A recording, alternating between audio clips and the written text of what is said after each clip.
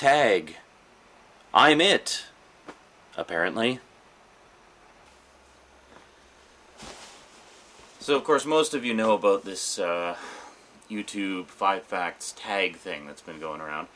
And I'm sure the majority of you watching this have probably done it, or at least been tagged by somebody. Yeah, kind of a fun idea. Sort of get, sort of a YouTube variant on the old chain letter idea, but one that's actually fun and interesting for a change. And apparently nobody will die horrible, painful deaths if you don't do it. But me being a good sport, I'm doing it. Because I have been tagged, not only once, but twice. Yes, I'm just that freaking popular, apparently. So to Kytt and bowiechick, thank you. Thank you for dragging me kicking and screaming into this whole thing. Okay, so 5 facts about little old me. Fact number 1. At all times, especially when going out, I always keep on my person a pair of nail clippers. These are quite sizable as well. These are actually toenail clippers, complete with nail file and cuticle thingy. I actually use this to dig dirt out of my fingernails. But this can be attributed to sort of one of my little obsessive-compulsive behaviors, of which I have a few. But this is probably the most visibly noticeable. I hate hangnails. I really do, with a passion. And there's nothing I hate worse than being stuck outside in the middle of nowhere with a hangnail and no way to get rid of it other than to just rip that sucker off. So yes, I carry nail clippers with me at all times, whether I'm out, whether I'm here. Well, if I'm here, I don't necessarily carry them on my person, but I at least keep them close by, and I know where they are at all times. So it's very important to me to have nail clippers all the time. Fact 2. I possess far more DVDs than the average human being.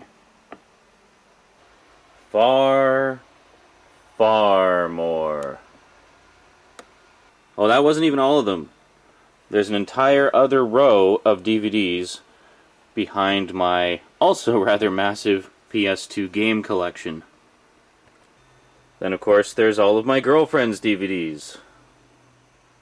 People sometimes ask me why we don't have cable television.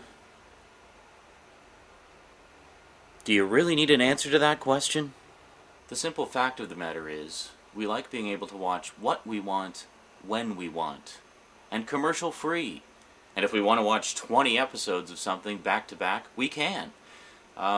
We don't like being at the whims and whimsies of the networks and cable television channels, not to mention being bombarded with borderline brainwashing commercials. We are blissfully not a part of that part of society, because we have, in effect, thanks to the TV on DVD revolution and just the multitude of titles available, movie titles and whatnot, we are in effect our own television network, and have been for almost 3 years now, and it doesn't show any signs of slowing down, because all that stuff you just saw, we haven't even watched all of it. Yeah. So, it's going to take us a while to get through all of it, and by the time we do get through all of it, we will have since purchased more to add to the collection, so we'll have even more to watch. So basically, the long and the short of it is, we will never need cable TV. Now, I guess just to sort of add this into a specific fact about me, I've been collecting videos since 1985, when I started with VHS, of which this is some of the few remaining remnants. And then in 1991, I moved on to Laserdisc, which at the time was the elite, high-quality format available. And then, I believe in 2001, I finally made the switch over to DVD. I didn't switch over to DVD right away because I wasn't overall impressed with the quality of the first-generation DVDs. They hadn't quite got the compression down, and early DVDs tended to suffer from artifacting and quality problems that really pissed me off as someone who'd been enjoying the pristine quality of Laserdisc for so long. And but they have since basically ironed out all the kinks in the format, and it's a really solid format now. And well, It's also a lot cheaper than Laserdisc ever was. And, yeah, so anyway, that's basically it.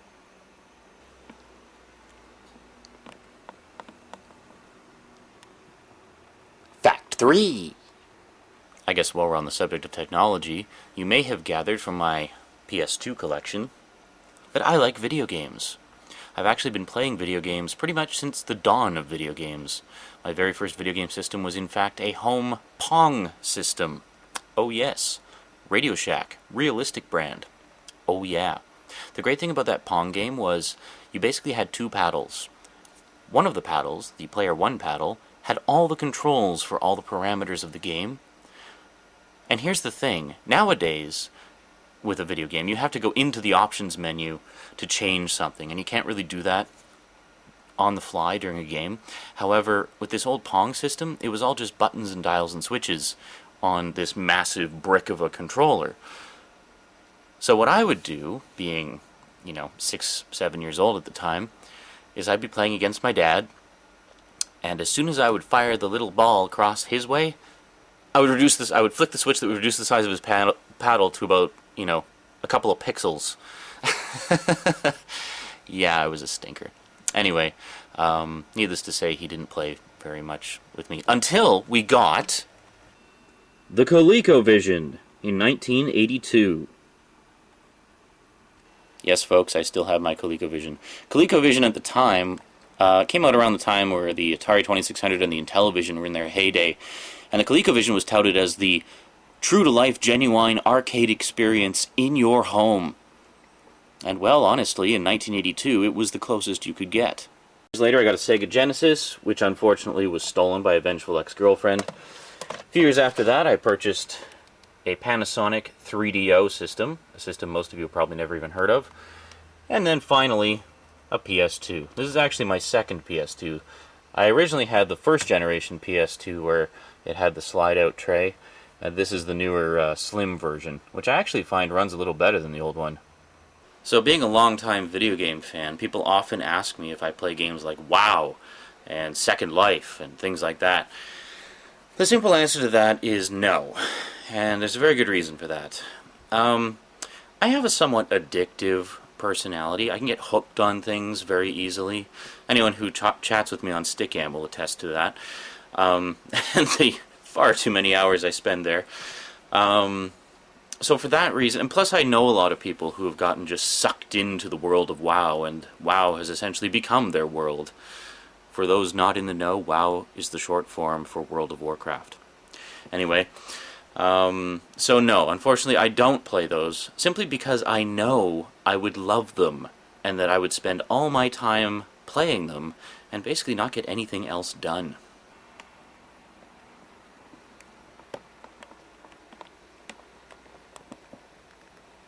Fact 4! I'm not at all ashamed to tell you that I'm a freak for British science fiction. Oh, and Godzilla's pretty cool too. It started when I was about 9 years old, and I got a book about robots. I still have it somewhere. It's buried in a box in the storage room somewhere. Anyway, this book about robots had a couple of pictures of a couple of robots from British science fiction series that I'd never heard of. Oh, just a little show called Doctor Who. Oh yeah.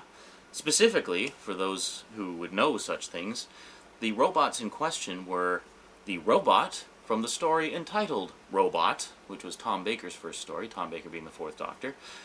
And the second one was a picture of some Cybermen, who I believe were the Cybermen from The Invasion, which was a Patrick Troughton story. Patrick Troughton was the second Doctor. Anyway, I got obsessed with the idea of seeing this Doctor Who show. It just looked cool. I was like, I pictured it as this show about robots. I was like, cool, robots. Robots are awesome. I'm a little kid, I'm a little boy, I love robots. So I was flipping through the TV guide one day and saw the local PBS, Public Broadcasting System, for those who don't know, station was showing Doctor Who. So I tuned in one day, and it was just the tail end, the last 5 minutes. I'm going to really show how much of a Doctor Who nerd I am, that I still remember this. It was the last 5 minutes of Part 4 of Revenge of the Cybermen, which was the concluding story of Tom Baker's first season as Doctor Who, which I believe was season 14 of the series. Anyway, So I tuned in, and lo and behold, there were the Cybermen. These robots I had seen in my robot book, and I was like, cool! It's the Cybermen! It's Doctor Who! Wow! The other thing that made it seem really cool to me was in this robot book, it said it was a TV show geared at ages 12 and up. I was 10 years old at the time, so I thought, oh, I'm so bad, I'm watching a show meant for older boys. Ooh! So, yeah. Anyway, in the intervening years, I became a Doctor Who fanatic, and then through Doctor Who discovered other British science fiction. So if we take a look at my DVD collection, you'll notice I have a buttload of Doctor Who. This isn't even all of the ones that are available on DVD. I can't afford all of them right now. And then, of course, we have Hitchhiker's Guide to the Galaxy. And I originally discovered Hitchhiker's Guide on the local PBS station, put Doctor Who on hiatus for a little bit, and put Hitchhiker's Guide to the Galaxy on in its place. I was pissed. My dad had seen it before, and he said, oh, you gotta check this out. It's really funny. You'll love it. I was like, but, Doctor Who isn't on! It's not Doctor Who! What's this funny science fiction? What the hell? But having said that, I loved Hitchhiker's Guide. Saw it again a few years later. My friends and I became obsessed with it in the same way that we became obsessed with Monty Python. And it was like one of the shows we quoted to each other most often. So anyway, Hitchhiker's Guide. Specifically the original British version, not the frickin' Hollywood movie version, which just butchered the whole thing. I know Douglas Adams wrote the script, and most of the major changes in it were stuff that he did before he died, but still, come on, it's not the same as the old ones. Then, of course, next to Hitchhiker's Guide, we have Red Dwarf, the complete series, The Tomorrow People, which is kind of an obscure 70s series not everyone here might have heard of, but another British sci-fi series. It's really cheesy, but I like it. And then the 1981 miniseries version of Day of the Triffids, which is basically the best television adaptation ever of that. And of course, no British collection is complete without Robin of Sherwood, the all-time greatest Robin Hood series ever. Oh yeah, so I guess for those of you who are looking for an update to my DVD collection, there's a mini one for you, just the British sci-fi section. Anyway, honestly, I could go on and on and on about how much I love Doctor Who and British sci-fi and stuff like that, because it's always been a passion of mine. Well, ever since I was 10 years old and read that book on robots. Yeah. Fact 5! I have not paid for a haircut in over 10 years because I purchased this. Best 20 bucks I ever spent. It's basically a hair trimmer, totally adjustable, and I just use it to shear it all off, touch up the sides a bit, and then I look smoking hot for the next month. It's great. Best 20 bucks I ever spent, considering the average haircut is, 10 bucks, maybe 20. 20 bucks for one haircut. Just a wash and a trim. So I basically got my money's worth out of this the first, let's be really generous, the first 2 times I used it. I've lost count of how many times I've used it since. 20 bucks, and it's lasted me over 10 years. Awesome. Speaking of which, looking a little shaggy. Starting to look like one of those Hell's Angels. Anyway, I'm going to go cut my hair. And, yeah. So anyway, that's 5 facts about me. Oh, shoot. Now I gotta tag 5 people, don't I? I haven't put a lot of thought into this. Okay. These are the 5 people I tag. The purple-haired goddess herself, Zenthia.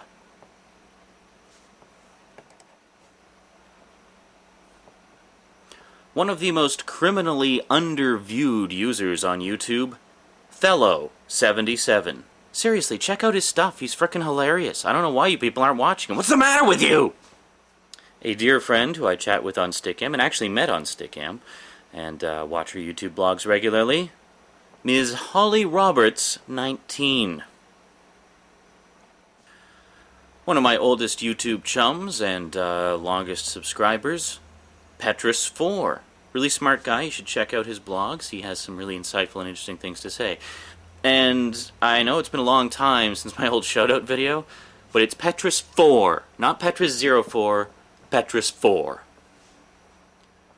And last, but most certainly not least, yes, the girl who shares the same name as my daughter, Just Rose 05. Well, actually, my daughter's name isn't Just Rose 05. It's Rose. But yeah. So Just Rose 05, you have been tagged, and everybody else, you have been tagged. So you 5 people are it. Yes. So now comes the decision. I was tagged twice, so I have to figure out who I'm going to attach this video to. Well, as much as I'm inclined to attach it to bowiechick, simply because we've known each other longer, and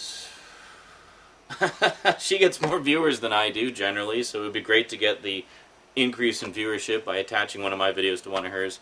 Alas, I have to go with the first-come, first-served philosophy. Kytt tagged me first, and Kytt, quite frankly, could leech off some of my viewers and get some more for his stuff. He's doing a really cool project called the Social Terrorist Legion. It's basically a sketch comedy show, which I highly recommend everybody check out.